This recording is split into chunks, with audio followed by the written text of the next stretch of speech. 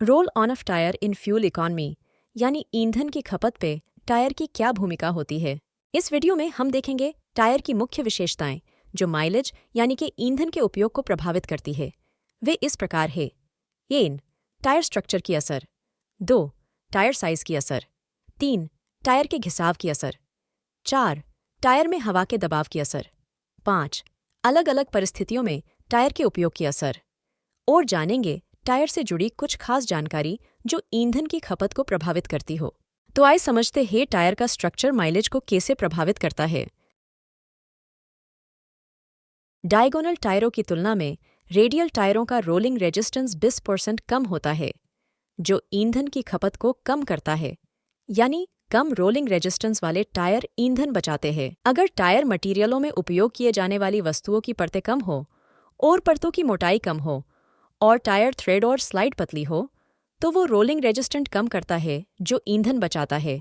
अगला है tyre design, जिसमें यह चीज़ें महत्वपूर्ण है। टायर बनाने के लिए उचित मटेरियल का चुनाव, मटेरियल की आपस में रखने की जगह, मटेरियल की सही मात्रा, टायर का मजबूत तारों वाला भाग का एंगल और बेल्ट की बनावट माइलेज को प्रभावित करती है। कॉन्टैक्ट पैच यानी कि टायर का रास्ते के साथ संपर्क बनाने वाला भाग का आकार, टायर थ्रेड पैटर्न और टायर बनाने के लिए उपयोग किए गए मटेरियल का रोलिंग रेजिस्टेंट में 100% योगदान होता है। टायर ब्लॉक और टायर थ्रेड के महत्तम उपयोग से बनाए गए टायरों में कॉम्प्रेशन और डिफॉर्मेशन कम होता है। ज्यादा मजबूत टायर कम रोलिंग रेजिस्टेंट देते हैं, जो लाभदायी है। टायर स्ट्रक्चर में आगे टायर का उत्पादन करने के लिए इस्तेमाल किए जाने वाला रबर कंपाउंड जैसे कि पॉलीमर में ब्यूटाडिन रबर, नेचुरल रबर और स्टाइरन ब्यूटाडिन रबर।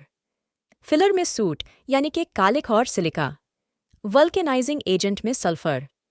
ज्यादा मात्रा में ब्यूटाडिन का भाग और बड़ी मात्रा में फिलर और अच्छी सिलिका रोलिंग रेजिस्टेंस को कम करता है। टायर स्ट्रक्चर की आखिरी और जरूरी विशेषता, टायरों को बनाने वाले कंपाउंड को बनाने की प्रक्रिया, उसका तापमान और बनाने की अवधि यानी लगने वाला समय। टायर को खरीदते समय न सिर्फ रोलिंग रेजिस्टेंट महत्वपूर्ण है, बल्कि उसकी अच्छी वैल्यू, उसकी परफॉर्मेंस की जानकारी, उसके पैरामीटर सब देखने चाहिए। अगला टॉपिक टायर साइज की ईंधन की खपत पर असर।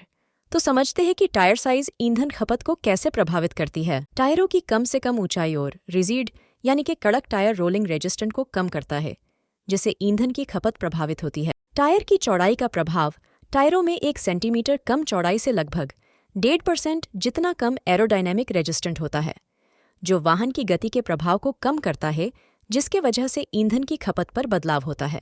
रिम की चौड़ाई का प्रभाव, रिम की चौड़ाई में किए गए बदलाव टायरों की रिजिडिटी को भी प्रभावित करती है और परिणाम स्वरूप उसके डिफॉर्मेशन और रोलिंग रेजिस्टेंस को प्रभावित करता है। अगला टॉपिक है टायरों में हुए वियर यानी कि घिसाव की ईंधन खपत पर असर।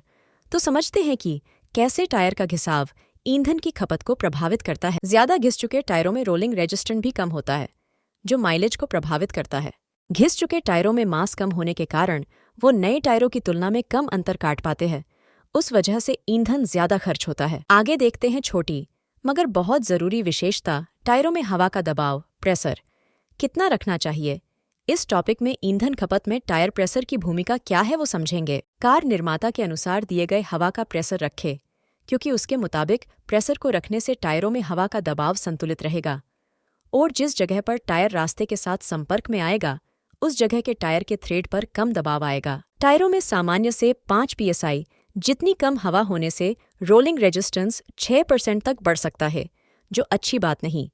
इसलिए टायरों में हवा का दबाव नियमित तौर पे चेक करवाएं। एक बार या 15 psi कम हवा करने से 30% रोलिंग रेजिस्टेंस बढ़ सकता है, जो कुछ प्रतिशत ईंधन की खपत को बढ़ा सकता है। इसीलिए निर्माता के दिए गए सुझाव का पालन करें। अगला और आखिरी टॉपिक, टायरों को किस कंडीशन में इस्तेमाल किया जा रहा है और उसकी असर टायरों पर क्या हो रही है। इस टॉपिक में टायरों पर हवामान की असर को समझेंगे। ज्यादा तापमान के कारण रोलिंग रेजिस्टेंस कम होता है, क्योंकि तापमान के कारण टायरों में प्रेशर बढ़ता है और टायर उसके महत्तम वर्किंग प्रेशर पर जा सकता है। खास करके ये गर्मियों में होता है। अंत में कुछ जरूरी बात जो जाननी जरूरी है। वाहन के चलते समय रोलिंग रेजिस्टेंस के अलावा भी काफ़ी सारे अन्य रेजिस्टेंट फोर्स लगते हैं, जैसे कि aerodynamic force, internal friction, gravitational force, internal force. ज्यादा जानकारी के लिए निर्माता के द्वारा दिए गए सुझाव को पढ़ें। ज्यादा जानकारी के लिए हमें सब्सक्राइब और फॉलो, लाइक और शेयर करें। सवालों और ज्यादा जानकारी के लिए कमेंट सेक्शन में कमेंट करें। धन्यवाद। जय भारत।